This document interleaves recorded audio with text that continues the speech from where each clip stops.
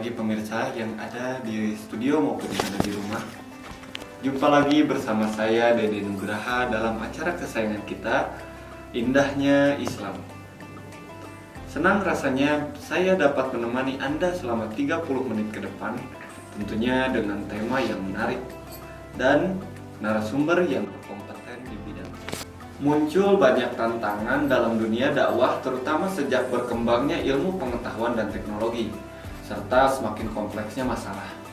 Di sisi lain, perkembangan media komunikasi yang semakin modern tampaknya akan sangat membantu aktivitas dakwah. Dalam konteks Islam masa kini, media massa memiliki peran yang sangat penting untuk membentuk opini Islam di tengah-tengah masyarakat. Apalagi melihat fakta saat ini bahwa musuh terbesar dakwah Islam adalah kehidupan sekuler kapitalistik yang menjelma menjadi akar masalah, sehingga berdampak pada multidimensional dalam kehidupan. Dakwah Islam yang menyeru kepada yang hak dan mencegah kemungkaran dirasa perlu bermain dalam ranah media massa. Pasalnya, dakwah Islam merupakan metode baku yang telah diajarkan Rasulullah SAW kepada kaum muslimin agar Islam dapat dipahami oleh umat.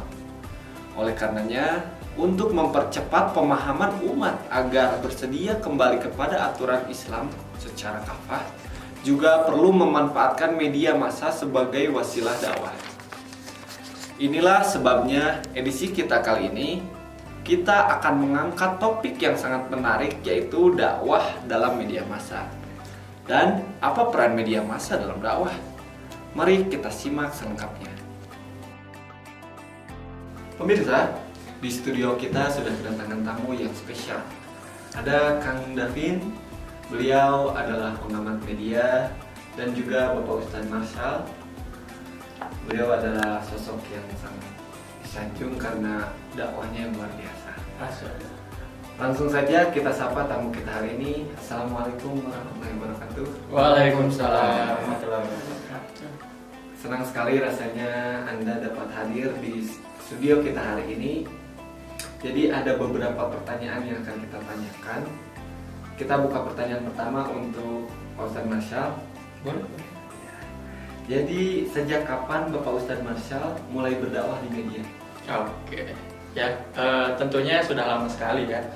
Sejak sekitar 5 tahun yang lalu lah, saya diminta untuk mengisi ceramah di salah satu stasiun TV swasta di sebuah program pagi habis subuh. Dari situ saya jadi dapat banyak tawaran ceramah, alhamdulillah ya, baik di stasiun TV, radio maupun media cetak. Aduh, jadi ada pertanyaan lagi nih Pak Ustadz. Boleh. Dari ketiga media massa tersebut, mana yang paling Pak Ustadz suka dalam menyampaikan dakwahnya? Oke, sebenarnya berdakwah di mana-mana pun sama aja gitu ya. Yang penting niatnya. Tapi yang paling saya suka adalah berdakwah melalui televisi. Karena kalau di TV saya bisa berinteraksi dengan jamaah di studio, dan pemirsa di rumah pun bisa langsung telepon ke layanan yang sudah disediakan gitu. Luar biasa jawaban dari Kang Marshall. Jadi pemirsa jangan kemana-mana, karena di segmen selanjutnya akan ada perbincangan yang lebih seru dan menarik. Jadi tetaplah bersama kami di Indahnya Islam.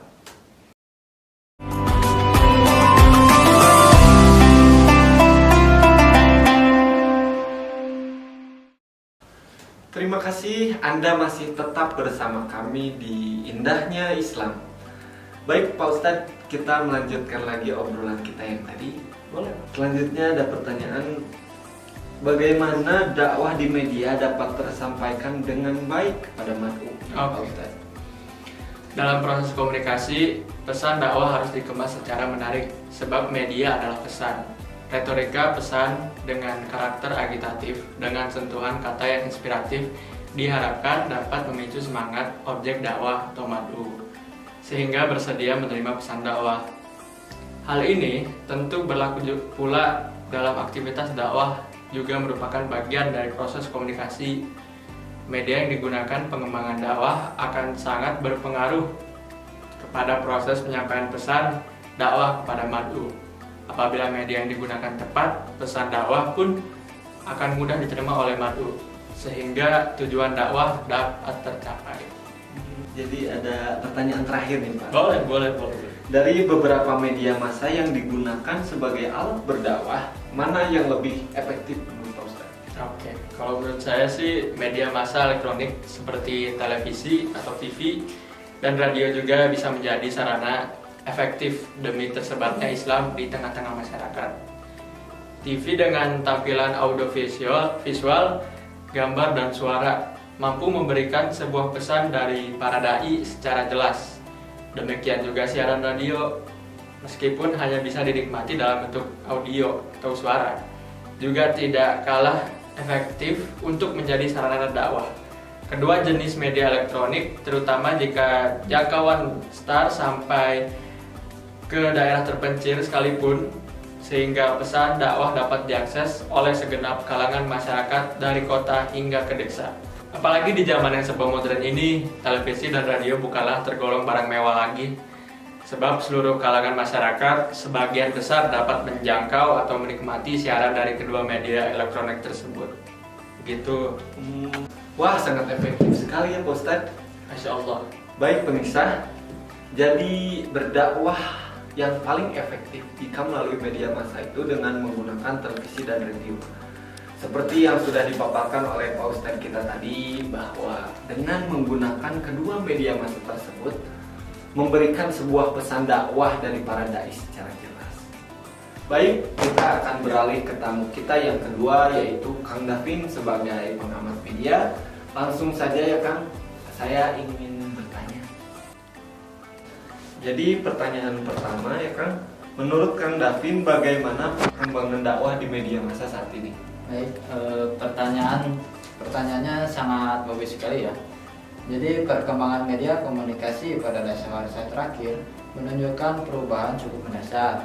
Banyak media yang dapat dijadikan alternatif untuk menyampaikan pesan secara masif dan dalam waktu yang relatif cepat. Pemanfaatan media massa dalam aktivitas dakwah Islam juga merupakan salah satu cara efektif dalam mengimbangi dan meminimalisir dampak negatif yang ada dalam media tersebut. Jadi, para pengemban dakwah harus tanggap dengan adanya perkembangan teknologi komunikasi sehingga mampu memanfaatkan media yang ada, terutama media massa modern dalam menyebarkan Islam.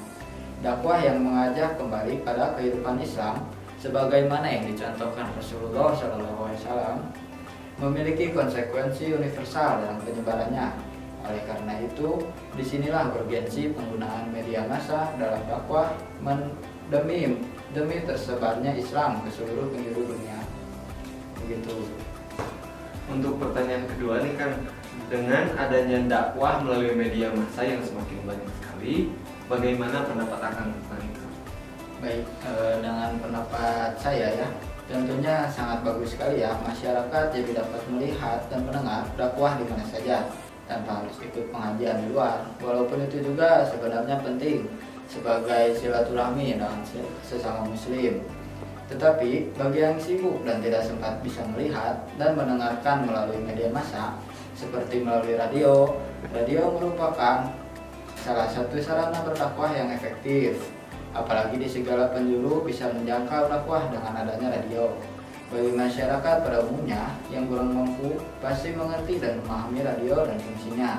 Lalu televisi sebagai media dakwah sangatlah efektif dengan kelebihannya sebagai audio visual. Selain bisa bersuara, juga dapat dilihat oleh para pemirsa. Penggunaan TV sebagai media tentu saja bisa dilakukan dengan membuat program-program tayangan yang bermuatan pesan dakwah, baik berupa drama, ceramah, film-film, ataupun kata-kata hikmah, sebagaimana telah banyak ditayangkan di berbagai stasiun TV. Selanjutnya melalui surat kabar berdakwah. Melalui surat kabar dapat dilakukan dalam bentuk tulisan maupun gambar-gambar yang mengekspresikan suatu ajaran dan aplikasinya dengan kehidupan umat manusia. Kini masyarakat dengan leluasa membaca surat kabar apa saja, dari surat kabar politik, olahraga, dakwah, sampai surat kabar yang seluruh isi halamannya diisi dengan berita-berita tertentu, lengkap dengan gambar-gambarnya yang serba terbuka. Dan salah satu kelebihan surat kabar ialah mampu memberi informasi yang lebih lengkap bisa dibawa kemana saja, terdokumentasi sehingga mudah diperoleh bila diperlukan. Dakwah melalui koran lebih tepat dan cepat tersebar ke seluruh masyarakat. Di samping itu, masyarakat mudah memahaminya, sebab koran merupakan media yang telah mampu menyangkal keberadaan masyarakat. Perlu kita ketahui pula bahwa media koran cukup merakyat. Seperti itu. Jawabannya luar biasa ya Ustadz dari Kang Davin. Oke pemirsa, jangan alihkan channel TV Anda, karena setelah ini kita akan melanjutkan perbincangan kita dengan Kang Davin. Tetap di Indahnya Islam.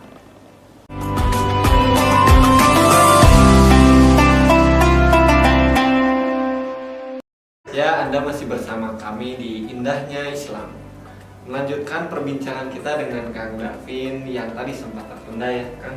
Ya. Jadi pertanyaan ketiga, menurut Akang bagaimana keefektifan berdakwah melalui media massa? Keefektifan berdakwah di media massa, menurut saya dengan media massa ini hanya akan efektif dalam hal membangun opini di khalayak jika dikaitkan dengan dakwah yang mengajak pada tahap atau tataran amaliyah, di mana mad'u bersedia menerima dakwah dan selanjutnya memperjuangkan apa yang dipahaminya, yaitu Islam. Tentu membutuhkan upaya yang lebih, dan hal ini sangat dipengaruhi oleh karakter, sifat, dan kondisi mad'u. Bentuk komunikasi yang dibangun untuk mengarah pada tujuan tersebut hendaknya bersifat dua arah dan terjadi secara kontinu serta intensif. Luar biasa jawaban dari Kang Davin ya. Jadi ada pertanyaan terakhir nih Kang. Baik. Dari pengamatan Akang sendiri, ada nggak sih Kang karakteristik dalam berdakwah melalui media massa?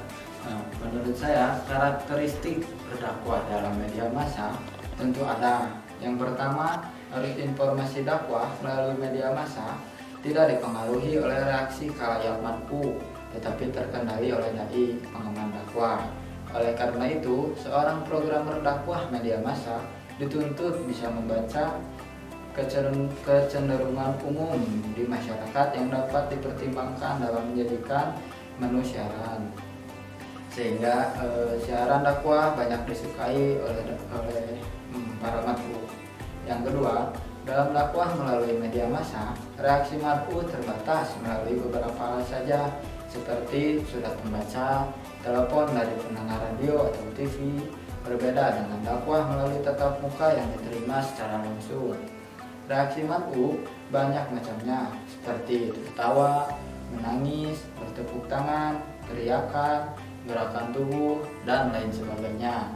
Lalu yang ketiga, dalam dakwah melalui media massa, suara, isi dakwah, dan pemikiran menjadi yang terpenting, karena berbeda dengan dakwah melalui tatap muka yang lebih mementingkan hubungan interpersonal kepada mad'u, sehingga dengan sedikit materi namun hubungan dengan mad'u sudah sangat dekat, maka mad'u bisa secara mudah untuk dipengaruhi. Luar biasa ya jawabannya Kang Davin, semoga bermanfaat untuk kita semua. Baik Kang Davin, terima kasih atas jawabannya. Ya, sama-sama Kang Dede. Ya. Itulah tadi perbincangan kita dengan tamu kita hari ini. Tentunya Anda telah menyimak jawabannya yang telah disampaikan oleh beliau. Semoga apa yang disampaikan bermanfaat untuk kita semua. Amin. Sayang sekali pemirsa, waktu kami menemani pemirsa telah habis. Tapi jangan khawatir, besok kami akan hadir kembali pada jam yang sama dengan topik yang lebih menarik, hanya di Dakwah TV. Tak lupa kami ucapkan terima kasih kepada Ustadz Mercer, Terima kasih Kang Dede. Kang Davin yang telah berkenan hadir meluangkan waktu untuk datang ke studio kami. Saya Dede Nugraha bersama kru dan kerabat kerja yang bertugas pamit undur diri. Mohon maaf jika ada salah kata.